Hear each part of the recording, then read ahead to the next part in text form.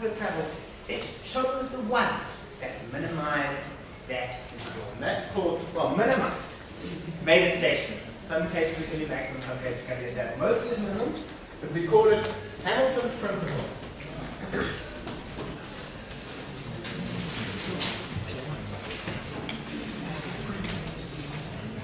Of stationary action.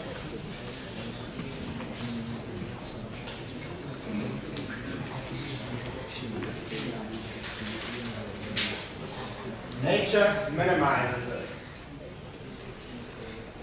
That's very interesting. Nature's performing infinite dimensional optimization all the time. That's basically where we left off.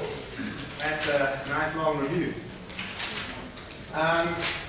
Now, what I want to take you today is into some relatively recent research. Now, not that recent, unfortunately, still 80, 70 years old, but at least not hundreds of years old. Some work done by a lady called Emmy Noether. She was a very prominent scientist in the early 1900s. And she did some amazing work. Einstein called her the greatest prodigy of our time. Yeah.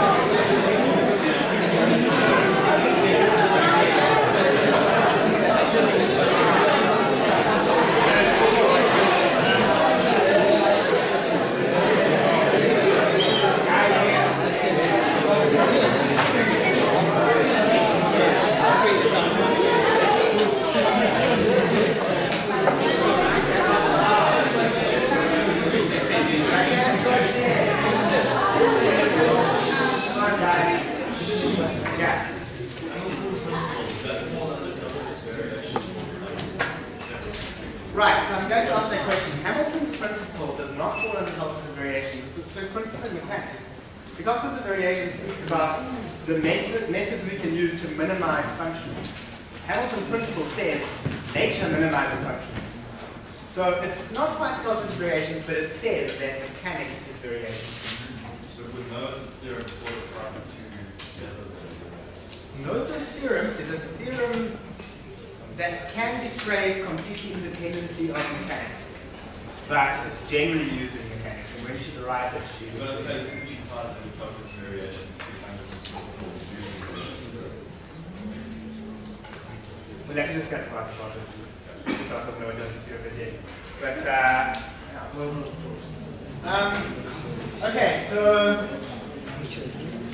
we're going to talk about Noether.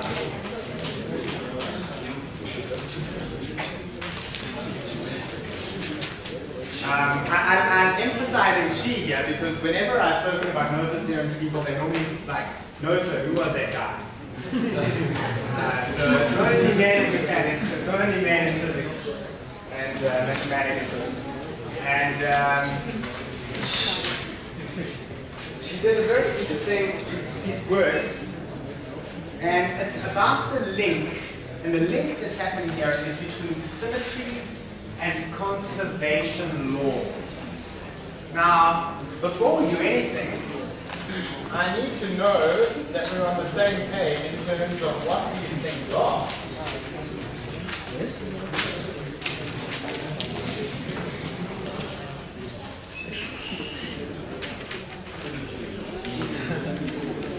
What is a symmetry?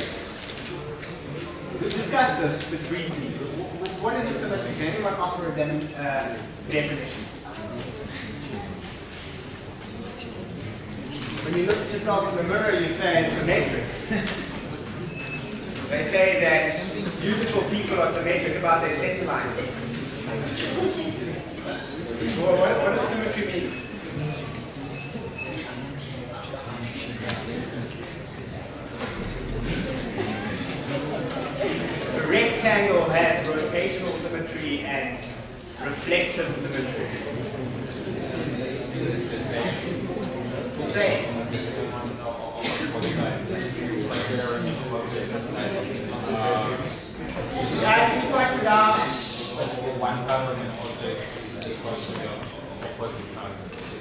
some characteristics, I think, with opposite parts. So I've got a definition that says one part has the same characteristics as the opposite part.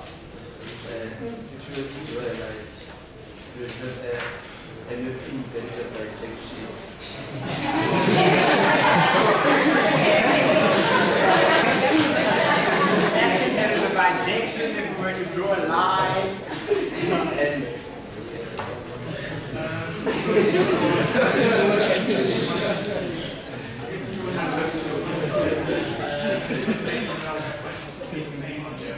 So we're to draw an axis around the center and translate it around that point, rotate around that point.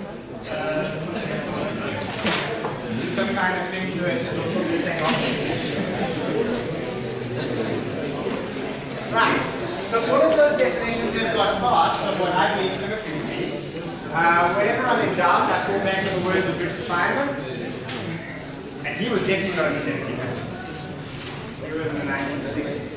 Richard Feynman, a famous physicist, and he said, symmetry is when you can do something to an object or a system, and after you've finished doing something to it, it's still the same. I can do something to an object or a system, and once I'm finished doing something to it, it's still the same. And that covers all of our definitions here. We had someone who said it was the same, and what was that? From somewhere around here. What did you say again? If you're considering an object and you divide it into two dimensions. Oh, two sides, and then they're both in the same properties. Right, so there's a word the same there. And what's really happening is, I'm doing something to this, I'm looking at it in the mirror, I'm reflecting it, and it's still the same. We have we draw a line and we have a bijection, right? Well, what does that mean? It means that I'm applying a transformation, a bijective mass, right, to something. And when I apply that mass, I get back the same thing. We had you rotate something about the center and it ends up looking the same. Well, that was just rotation, something that I'm doing to the object. And when I end up looking at it afterwards, it's the same. So symmetry means do something to it.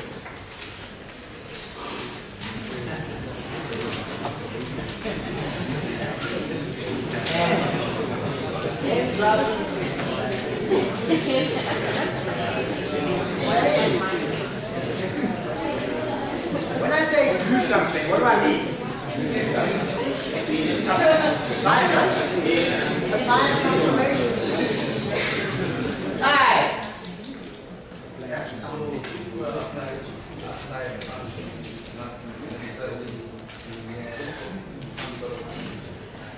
Doesn't matter. Doesn't matter. Right? Whatever the function is, if afterwards, whatever your system is considering, some set of equations, some geometric figure, whatever it is, after you've applied the transformation is the same, it means that it's symmetric under that transformation. So symmetry, really, do something has to be unpacked. Do something is apply a transformation to it. And there are large numbers of different transformations that you can apply, and that's why there's not just one symmetry.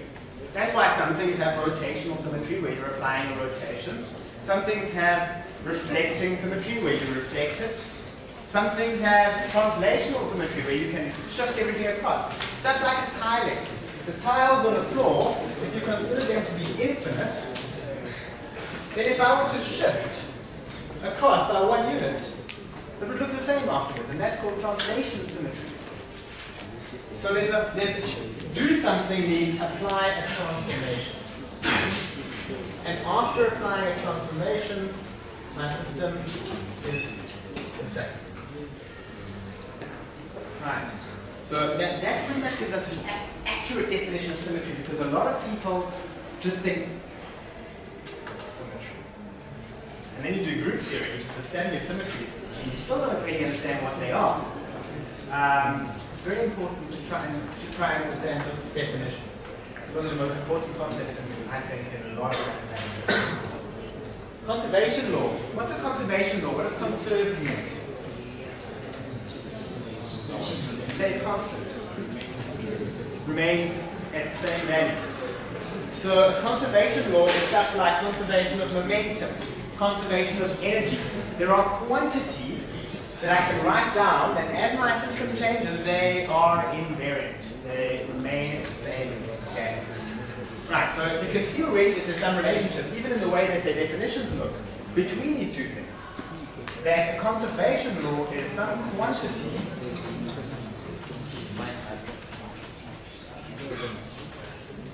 that maintains its value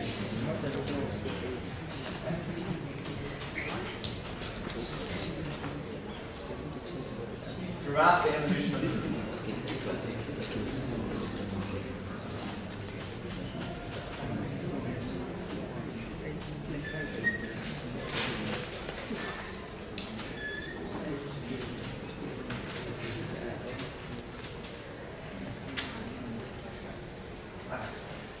So that's a symmetry and that's conservation. Things like momentum.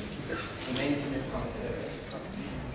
And when we get back from the break, which I'll make 10 minutes, because the next lecture might be long, we will discuss Lewis' theorem, which follows directly from the principle of mutual action. And it essentially shows us that whenever I can find a symmetry in my Lagrangian or in my equation of motions, there is a corresponding conserved quantity.